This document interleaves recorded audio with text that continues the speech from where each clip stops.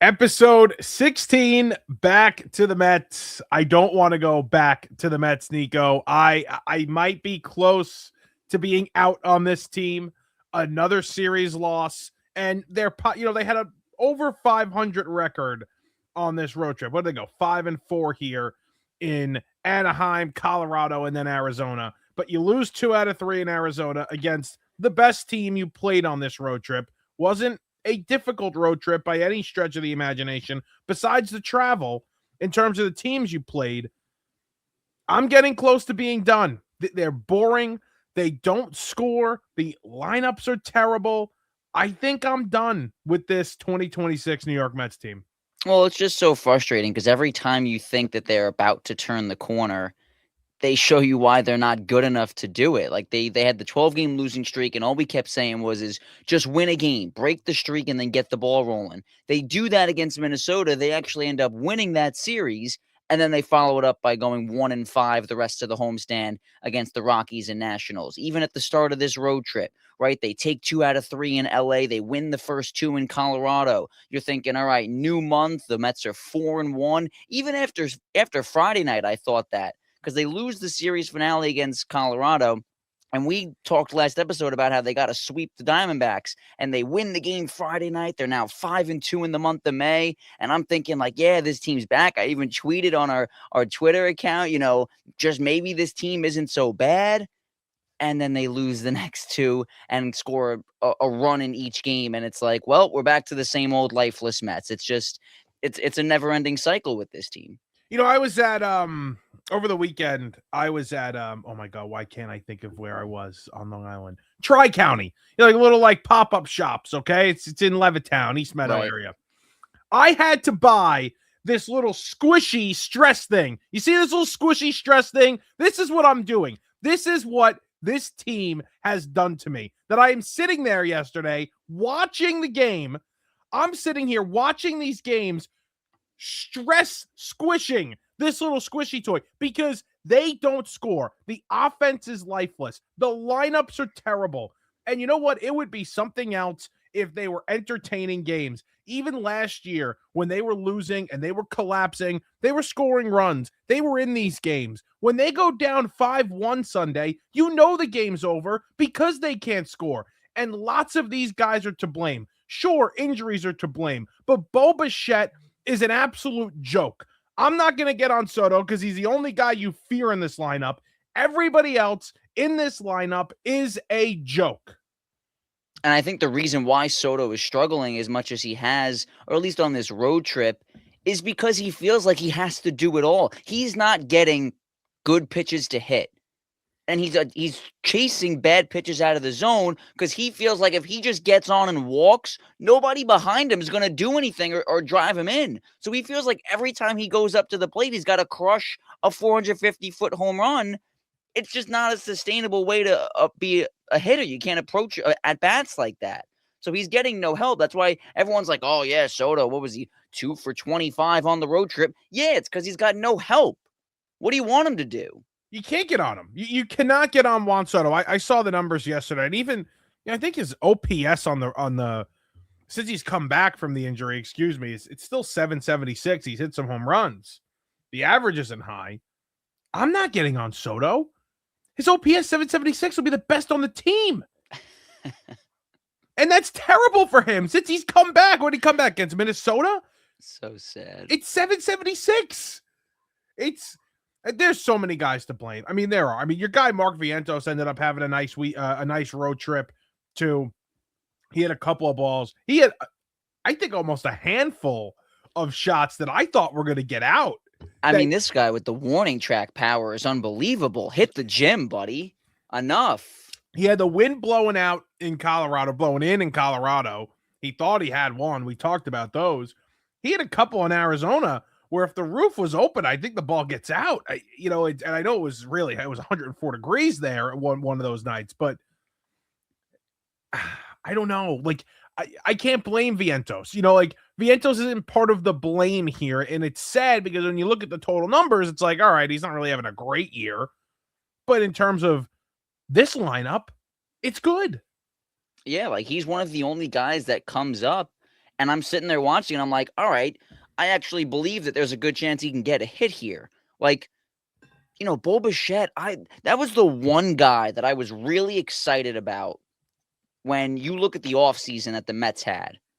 They bring in Semien, and I was like, whatever. Like, I know why they did it for the defense, like we've said a bunch of times, sure. Luis Robert Jr., okay, maybe they're going to view him as a guy that they can fix because he's still young enough and showed some flashes in Chicago. Sure, let's give it a shot, but I'm not expecting too much. Jorge Polanco, a guy that was great in the postseason last year, I'm like, all right, he'll come in and take it, professional at bats and be a decent hitter. Not going to be the guy that replaces Alonso, though. It was Bo Bichette. I'll never forget the morning when they signed him. I was like, whoa, this is a big move by David Stearns and Steve Cohen. They gave him $42 million, a guy that hit .311 last year and was playing in the World Series. Hit a big home run in that World Series, too, if I remember correctly. I think he hit the 3-run homer. Was that in Game 7? Game 7 against, who was it? Ohtani. Yeah. Against Ohtani. Hits the big 3-run home run. I'm like, this guy's going to come here and be awesome behind Soto and Lindor. Maybe that is the guy that can replace Alonso. He has been atrocious. Like, this was the one guy that I really thought was going to be good, and he's just as bad as the rest of them. His OPS is down under 600. Can't buy a big hit. It's 559. His OPS is 559. I mean, I know the predictions that we do at the beginning of the year are always fun, and nobody's usually ever right about many of them, but I had this guy winning the batting title. I thought this guy was going to be awesome this year. He was betting on himself, too. He's got the opt-out after this year. I'm thinking, like, oh, this guy's going to come here and want the bag, expecting a long-term deal, same way Alonso was. I'll take 1 year of Bo Bichette, even if he left after the end of the year. Can't even get that. When you look at the number, and I'm looking at just everybody's numbers right now on Baseball Reference, like he's having the same exact year as Brett Beatty, who all we've talked about has been a massive bust and disappointment this year after showing flashes in 2025. Like the numbers are eerily similar. That's how bad of a year this guy is having. It's remarkable. And I want to bring this up because, and this is where I wanted to go. Pat Ragazzo, who covers the Mets and the Yankees, I'm pretty sure, for Sports Illustrated, I'm trying to get the affiliation. He had a tweet last night, which was interesting. And again, before I say this, if you go back and listen to me all offseason, I was okay with replacing the core of guys like Nimmo and Alonso and McNeil because they didn't win. These guys never won. But one good point that he made was replacing Pete Alonso and Brandon Nimmo with two guys. Those guys play every day. They play 162 games. Maybe not Nimmo, but Alonso, with two more injury-prone guys, right? With Polanco, who was supposed to play first, and Luis Robert, who was supposed to play in the outfield and essentially replace Nimmo. Like, yeah, that's a bad move. Like, again, I was okay with replacing the core, and I understand that the exact swap of production wasn't going to be Alonso to Polanco. It was going to be, like you mentioned before, it was going to be different kind of production, but it was going to be Bichette and Alonso. And you're not getting any of that. And these guys like Alonso played every day, and I think the Mets took that for granted. Yeah, I think the better comparison was going to be Polanco to Nimmo because those guys last year had similar numbers. And I remember when I saw the stats, side by side, I was like, all right, you know what? Maybe that is okay if you want to bring in a guy that's, been in the league for a while. But to your point, the injury stuff, yeah, I mean, I saw the stat. I forget who tweeted. I think it was this morning. I saw it. Alonso in 7 years as a Met missed 24 games combined total in the 7 years. Jorge Polanco this year has missed 26. He's already missed more games in a month and a half than Pete did in 7 years. And again, I'm with you. We've said it multiple times. This is episode 16 now. Nothing new here. We were okay with the fact that they moved on from the core. You said it yourself. They did not win. It was who they replaced them with is what the issue was. And bringing in a guy like Jorge Polanco, who's been injury prone his whole career, and we're seeing it now again a month and a half in, not a good move. I also like this point from Ragazzo. pitching was the problem last year. And the pitching has essentially been solved this year, right? You get full year McLean, you bring in Freddie, Clay has taken those next steps and he's pitched like an ace. The rest of the rotations is a question, but it's better than it was last season. Your offense, for the most part, was fine. Did they have nights? Yes, they had nights where they couldn't hit with guys in scoring position. That was the big thing. They couldn't come back in games. That was a massive issue in 2025. But for the most part, your offense was okay. And we were good with replacing the core. It was just, it's what you said. It's the guys you brought in. And we're not even bringing up Simeon because I think a lot of people thought how we did, it was a swap for defense. You're essentially replacing McNeil, who's not the greatest offensive player in the world, with another guy that just gives you more upside defensively. But even that's been a complete mess. I mean, everything that David Stearns touched this offseason has gone to crap. But the other thing, too, is, and I've been someone that has said that I understood the move because it was meant for defense. But, like, even on Sunday, like, the whole run prevention thing is so it's all nonsense. Like, you have guys playing all over the field. Andy Ibanez is playing third base. He can't even throw the ball across the diamond. Like, what am I watching? But but there are these numbers, Nico, that and the last time he does a press conference every 2 weeks or before every homestand, whatever it is. I think it's every 2 weeks, Stearns. And the numbers that he's reading are telling you that the defense is better. Now, you and I can watch it with our eyes and tell you and they were bad last year. I mean, the defense was terrible last year. But with our eyes, I don't think it's that much better than it was last season. Now, this is an example that I hate using because I actually do think that this player was insanely overrated. But do you know who has the worst defensive run saved in the history of the sport? Derek Jeter. Derek Jeter. He's viewed as one of the greatest defensive shortstops in the sport. And he has the worst defensive runs saved total out of anyone in the 150 years that baseball has been played. How can you possibly sit there and tell me that the defensive metrics make sense and are a good tool to use to figure out who's good defensively? Derek Jeter has the worst defensive run saved. And again, I think he's overrated, but he's not the worst defensive shortstop of all time. That's crazy to think that. Well, there are good numbers to, I guess, evaluate good defensive players. I mean, there are, and defensive runs saved apparently is one of those that sucks. I don't know. I don't go too deep into the advanced metrics on defensive players. I like the eye test. There are certain things when you're at the plate or when you're pitching that you could read in between the lines and say, okay, maybe this guy isn't as great as his numbers seem, or maybe this guy isn't as bad as his numbers, perceive. But I think defense is one of those things where you're either good or you're bad at it. And I don't think there's many numbers that could tell you that. It's so annoying to me. The hitting stuff, I've gotten a little less, old school with it. Mm-hmm. Like, I agree that OPS now is the best stat to use over average. And for the longest time, I was a guy that was always about average. If you're a guy that hits, McNeil is a perfect example. If you're a guy that can hit 300, but you're only going to have 10 home runs and have an 800 OPS, maybe it's better to have a guy that, can mash and have an OPS to almost 1,000. I get that. I'm with you there.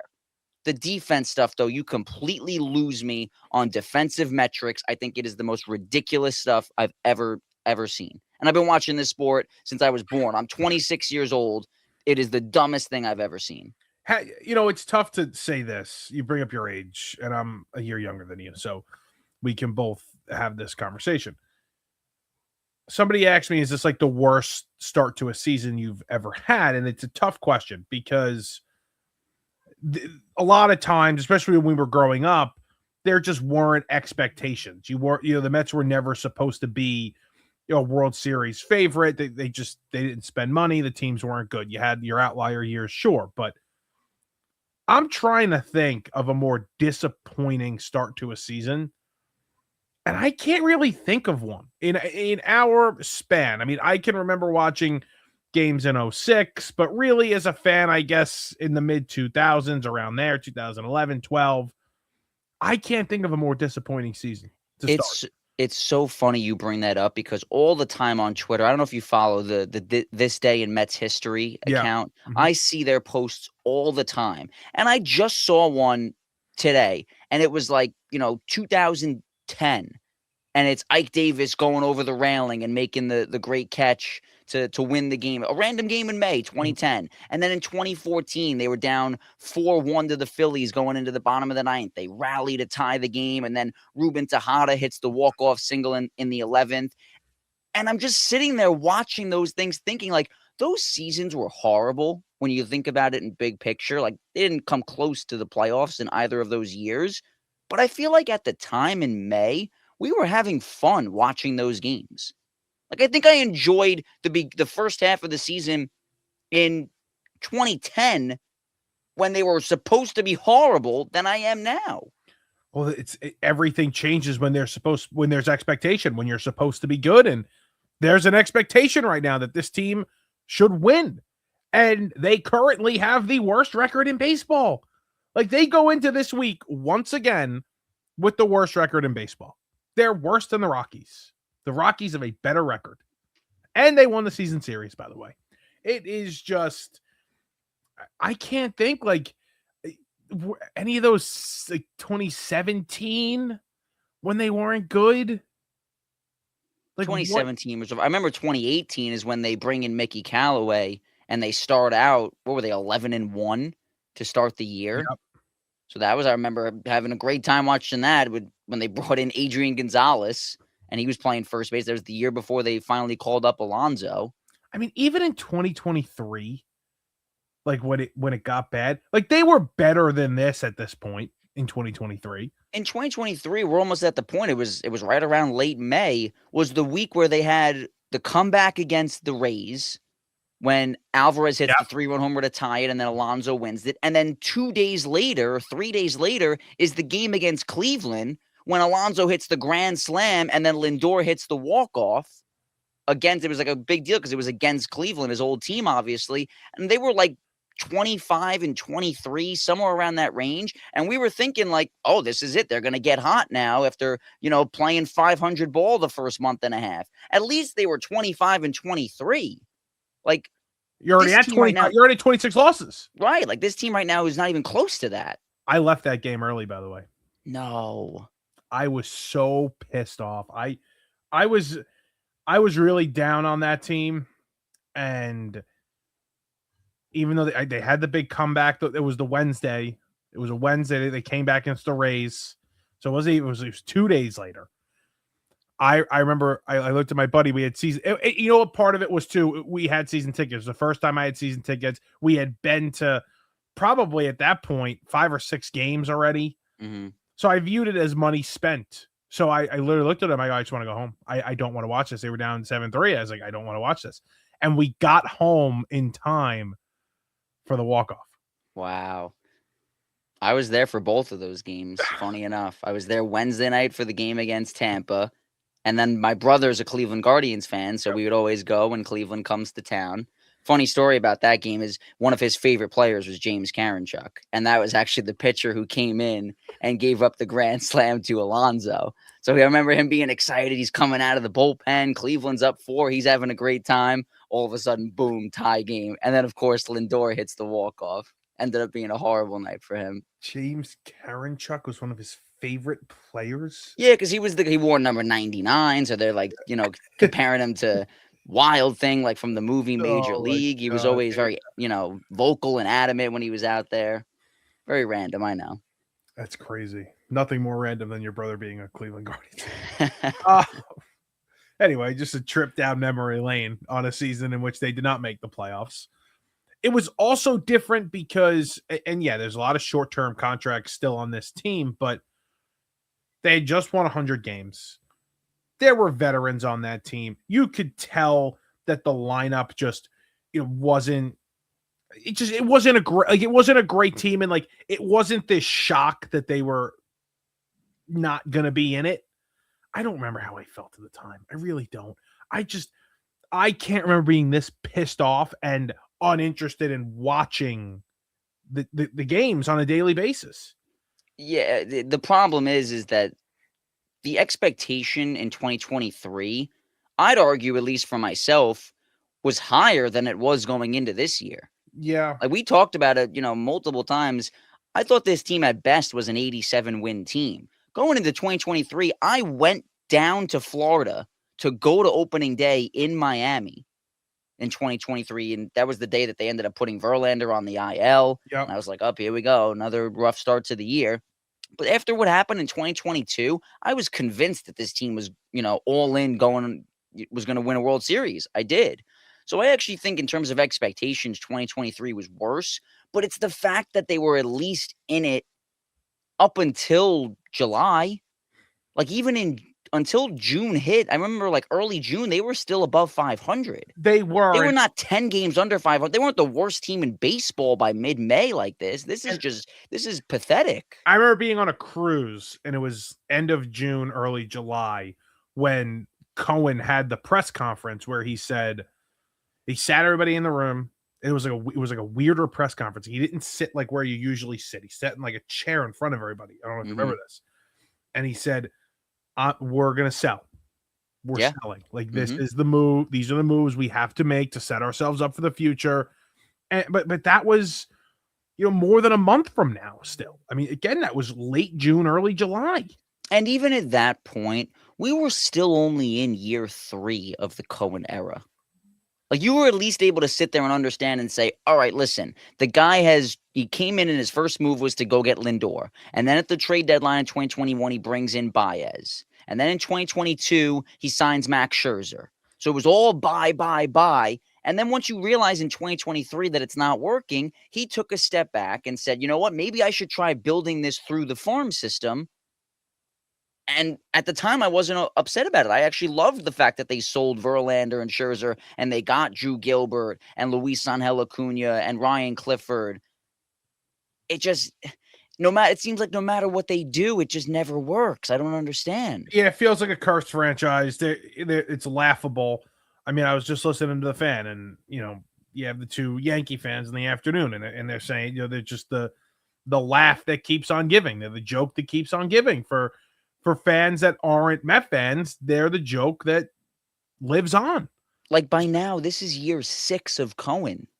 And you also have the guy that he wanted for so long running the team. At least at that point, you knew, like, okay, he didn't love Billy Epler. Billy Epler was his 10th choice at that point when everybody got denied for interviews. So you also knew at that point with the management, it wasn't all fully coming together yet for him because he didn't have his guy.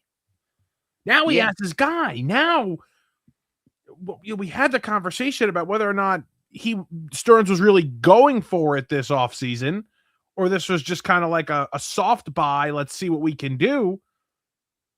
You have your boy genius running this team, and they are terrible. Yeah, I think when you think of it that way, even if the expectations in 2023 were higher, this is still worse to me. Because now I have no idea what the plan is for the future, right? Like we could sit here and talk about how they could trade Freddie at the deadline and get a couple of prospects. Maybe if someone wants to take the flyer on Bichette and maybe their thought process is, hey, he just didn't like New York and a change of scenery would be good for him. Sure. But it's not going to feel the same way as it did when they sold Verlander and Scherzer. Like those were two pitchers that were in their late 30s, and you were able to get 3 solid prospects for them. There was excitement around that. Now, if they trade Freddie, all I'm going to think about is how those prospects that they get better be, better than Sproat and Jet Williams. Because if they're not, then it becomes a complete disaster. And what the hell are they even going to get for Bichette? Guy like we mentioned before has a sub 600 OPS. Nobody's trading for Bichette because you're essentially trading for 2 more years at $80 million for Bichette. He's not because now he's not going to opt out. You're right. Yeah, he's not opting out. I don't think anybody touches Bichette. It's just, there's no plan. There's also not much to sell. I don't think they want to sell Clay Holmes. I don't think you sell, like, unless you got an offer for Clay Holmes that you could not refuse. Fine, because of the contract. Fine. Who else you going to trade from this team besides Freddie? There is no one. You're right. That's the problem. Like, I don't know what the plan should be. Like, I'm very big on that. Like, when a team is not good, I talk to Yankee fans about this, and they're always so, like, we can never sell because we're the New York Yankees. We have to always go for it. And I get that, but like, there comes a time where, like, if it's not your year, it's not your year. They need to look themselves in the mirror. So I'm a big believer of, if they're still 10 games under 500 by mid-July, they better sell. But the problem is, like you said, what are they even selling? There's nothing to sell. There's Right. literally nothing to sell. You got to trade Vientos? Okay, trade Vientos. Fine. And all of these guys that they brought in are coming back next year, Right. assuming there's no lockout. Polanco was 2 years. Semien still has 2 years left on his deal. Luis Robert still has 2 years left on his deal. These guys aren't going anywhere. What does Robert have? Does he have a team option or a player option? I gotta look. Let's see. It's something with Robert. But either way, yeah. And you can bring up these guys from the farm system who are producing. Clifford's hitting, Ewing's hitting. There are guys, players are coming up.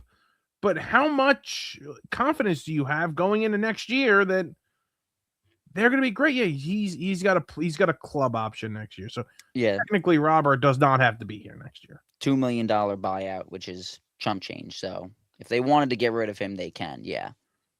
Robert can be gone by the end of this year.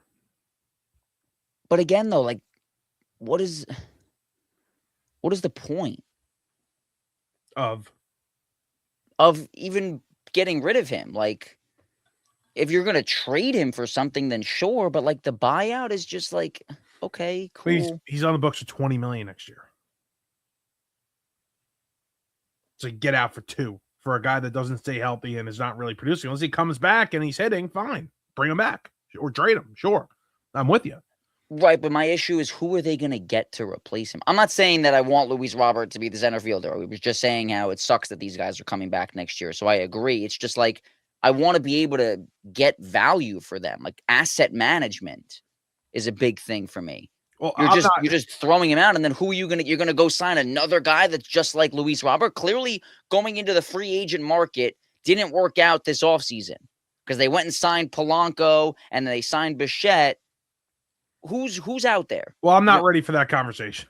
I'm not ready for what the 2027 team looks like in terms of who's coming up. Because again, this guy's coming up. You put Benj out there. You want to put Benj in center, and Ewing. Where does Ewing play? Is Ewing an outfielder? Yeah, I'm sure he could play left or right. You play him in right with Soto in left. Who's the third baseman? Reamer, Jacob Reamer.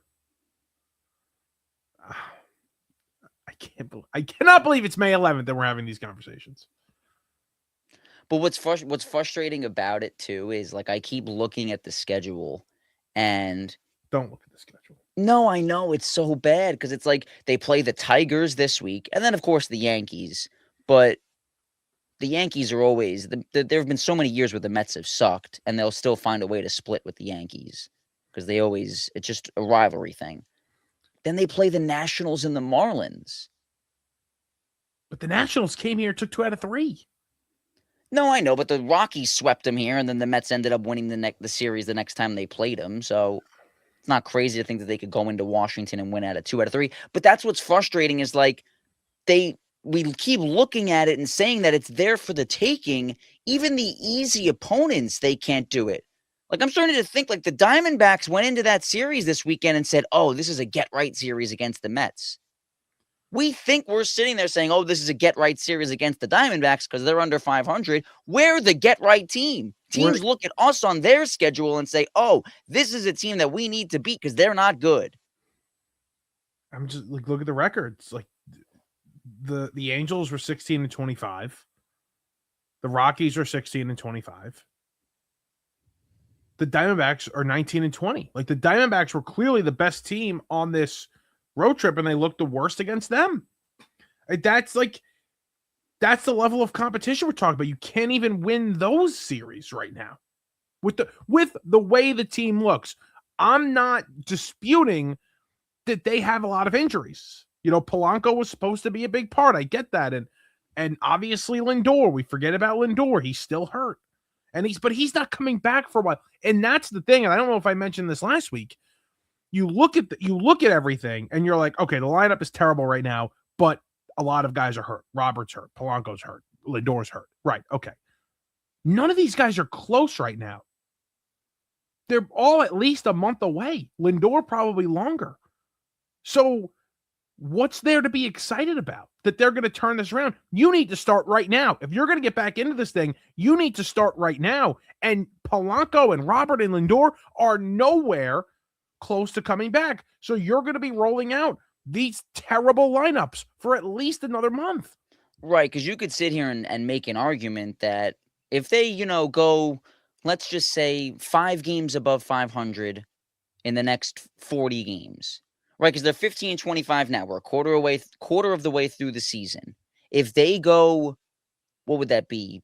23-17 in the next 40, and then we're sitting there at the 80 game mark, and they're only 4 games under 500. You'd like to sit there and be able to say, yeah, you know what? Hey, if they're four games under 500 at the halfway point, why can't they then in the second half of the year go 15 games over? And then just like that, you're 11 games over. That's 86, 87 wins right there. That's how you would do that. Like, they don't need to go on a 15-game winning streak. No one's saying that. But if you slowly chip away, right, you go 23-17 in the next 40, and then the last 2-3 months of the year, you play good baseball, 15 games over 500, nothing crazy. No one's asking them to play 800 baseball for 3 months. You'd sit there and say, yeah, that's possible. But the problem is going 23-17 now with this lineup, with no Lindor, with no Robert, and no Polanco. I sit here and say there's no way they're going 23-17 in the next 40. It's funny how this is kind of flipped with me and you, where, and I'm not saying you're Mr. Positive right now. That's a very positive outlook right there, and I understand what you're trying to say. But like the way that how positive I was in the beginning of the year to now you, who's, obviously we're both in this, but like you're going to be watching tomorrow night. Yeah. Like you're going to be sitting in front of your TV watching tomorrow night if you're home and you're able to. I'm not going to be home tomorrow night, so I'm probably not going to put the game on until I get home if it's close. I wouldn't put the game on at all tomorrow night. That's how done I am. On Friday night, I went out to celebrate one of my buddy's birthdays. I was in the middle of the bar with the game on my phone. Where were you? I was at a Coastal in Bayshore. Oh, okay, because I was in your neck of the woods actually on Friday night. Oh yeah, I was in Babylon, and I did at one point, multiple points. It was only on one TV at the local. Me and my one buddy, another diehard Met fan, kind of angled our bodies. All right, we gotta watch this right now. We gotta watch it. Who loaded the bases? Did Weaver load the bases and get out of it? Yeah. Yep. Yeah. So we turned for that. Then the extras, we were locked in. But that's the issue. Like, it wasn't even on any of the TVs. Mm-hmm. Like, all they had on was the playoff games. It was like playoff hockey. I think the Spurs game was on. Mm-hmm. NBA playoffs. And then one of the TVs had the golf channel on. I don't even know what tournament was going on this weekend for golf, but that was on. No Met game. And I'm so into it that I had to go out of my way to go on my phone while my friends are there playing shuffleboard. And I have the phone on the shuffleboard, like on the side railing of the shuffleboard table, if that's what you call it, with the game on, watching every pitch. Because there's a sick side of me that's still convinced that they're going to turn it around. Yesterday might have been it for me. Because I watched most of yesterday. That's tough. Yeah. You were saying when they go down 5-1 that it's over. It was even when they went down 2-0. Yeah. Like, you're thinking like they didn't have a hit through 5 innings. And then even in the 6th, they score the run, and then Soto and Bichette come up. Soto flies out. Bichette draws the walk. And then I'm thinking, all right, here we go. Austin Slater, Mr. Left-handed specialist, up in a big spot. Let's see it, hitting third in the order. Horrible at bat. How many times did Soto hit the ball in the air this weekend where you thought it was going out? I think it was twice yesterday. And then Gary thought he hit the first pitch out. He's been doing that a lot. By the way. I know. He thought he hit the first. He thought he hit the first pitch 12 rows in the right field. Mm-hmm. Yep. Because I was like, oh, and then I see Carroll angling under it. I'm like, this isn't barely got to a warning track, Gary. There have been a lot of games where I've had to listen with no volume, where whether because I got the 3 TV set up in my house. And like I was mentioning, my brother's not a Met fan. He actually hates the Mets because he's a Cleveland fan and they're poor and don't spend any money. Right. So he's like, big market teams suck, that whole spiel. So I'm always putting them on like one of the corner TVs where there's no volume. So I actually haven't listened to Gary as much as I normally would in past years. But from what I've experienced, I've even had some of my buddies text me about it. Like, yeah, like seems like he's lost his step a little bit. A little bit. Still love him though. He's still the greatest, but I thought Soto hit one far yesterday, early. What else is there? Peterson yesterday it wasn't bad. Out of the. I love the idea of the opener. Yeah, back-to-back games now that they've done it with him, and it's worked well. I know he ends up they score 5 runs, but they were all unearned because if Andy Ibanez just makes a good throw, the inning ends and those runs don't score. So none of the runs to Peterson were charged to him. And what about the how about early when they scored the 2 with Vientos? Yeah. When they had, I don't know who was in the rundown. You had somebody dud. He picked him off. Peterson picks him off. But again, that's just inexperience at first base. Yeah. No. And that's something where Mendy, I want to point out, when they were in Colorado when they did the opener, Braziban went 1 inning. That was it. And then Austin Warren came in for the second. Don't send Braziban back out there for the second because then he gives up a hit and a walk and Myers has to come in with first and second, nobody out. So you're putting these guys in bad positions. I get that Vientos, definitely, if he makes that play, the inning ends and none of that happens. But let Myers come in a clean inning. Why are you trying to push Braziban? Just do what you did in Colorado. It worked. Yeah. And it's not like Braziban was this dominant in what did he throw 19, 18 pitches in that first inning. If it was 1, 2, 3, 10 pitches, fine. Right. It was not that in the first. Yeah, they had a runner at third in the first inning and almost scored, and he was able to get out of it. He had to work hard to get through that inning. The problem is when you're doing the opener, though, he's thinking about how many outs he needs to get with how many pitchers he has. So I don't know who's available yesterday, but with Myers, you can get a few out of him. So maybe he's just trying to extend this to get Peterson in this game, maybe in the 4th instead of the 3rd. I guess it just seems like they're trying to do too much. Like Mendy's overthinking it now, and I guess I don't blame him for that because there's so much talk about his job security. So he's trying to make sure he can do anything he can to get them to win a game. But we don't have many things that are working. So when you mess with the things that are working, now you're just overthinking it. The problem with me and with the Mendy discussion right now is people want him fired. And my question would just be, what's going to change? Nothing. Like, fire him. Okay. Do I think he deserves to keep his job? Probably not. But like, I'm not banging my hand on the table for him to be fired because I just don't think it changes much. There's no way that he's making all of the decisions. And again, I've never been in a big league dugout. I have no idea what goes into this. Just from my thought, I've always thought that the manager works with the other coaches. So like if the plan is to fire Mendoza and then hire Kai Correa to be the interim, don't you think that Kai Correa is agreeing with what Mendoza has been doing? Because if he wasn't, don't you think he'd say something to Mendy? Like, I'm sure they have conversations, whether it's before the game, during the game, after the game. Like, Kai Correa should say to him, hey, I think we should try this. Clearly, he's not doing that. So you're going to fire Mendoza, and you're going to bring in a guy that agrees with what Mendoza has been doing, and he's going to do the exact same thing. Yeah, the problem is, too, like, so Slater hits 30 yesterday, and it's disgusting to see that. But either way, whose decision is that? Right? Like, who... Because, and it's such a stupid thing to argue. because Slater's still probably going to hit 5th or 6th or even 4th, right, with the lefty on the mound if he's here to hit lefties. You can't say Vientos 3rd, like make it look a little better. Right. And whose decision is that? If that's Mendy's, fine. You can get on Mendy for that. But I don't know who. You're right. I don't know if that's a call from David Stern saying, hey, let's hit Slater 3rd today. And whether he deserves to be feared or not, because he's been horrible. We talked about it earlier in this episode. Bo Bichette has been a disgrace. Nothing short of it. But in that 6th inning on Sunday, who are you going to pitch to? Bo Bichette or Austin Slater? After they get Soto. Because they wanted to pitch to Soto with the lefty on the mound, which was crazy, but it worked out for them. There's no shot that Bichette's going to get a pitch to hit with Austin Slater on deck. Yeah. The lineup construction is horrible. And you can't even move Bichette down. Who are you going to move Bichette down for right now?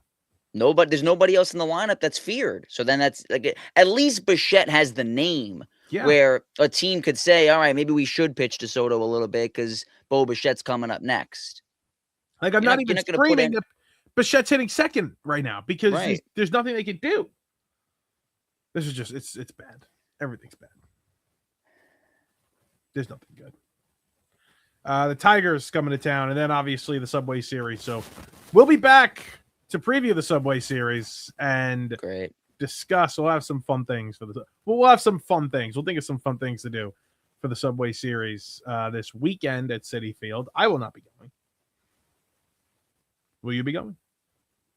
I don't really want to, which is so sad because the Subway Series is one of my favorite things. And I've actually had great success over the years. Like, they've actually won most of the Subway Series games I've gone to. They've won. But it just seems like a lose-lose, right? It's either they win and I can't even really celebrate because the Yankee fans will just be chirping saying, haha, you guys still suck, last place team, this is your World Series. Or they lose and I'm upset and I got to hear it from Yankee fans. Like, in no way am I leaving the stadium that thrilled. But you might go. I'm torn. I want to see how they do against the Tigers first. Okay. I won't be there. If I go, it would be the Saturday game too.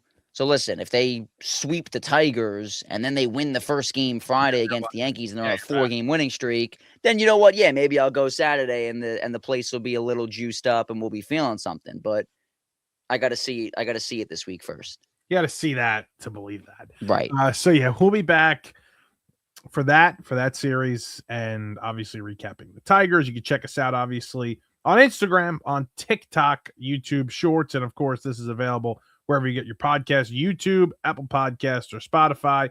We'll talk to you guys later in the week before the Mets take on the Yankees.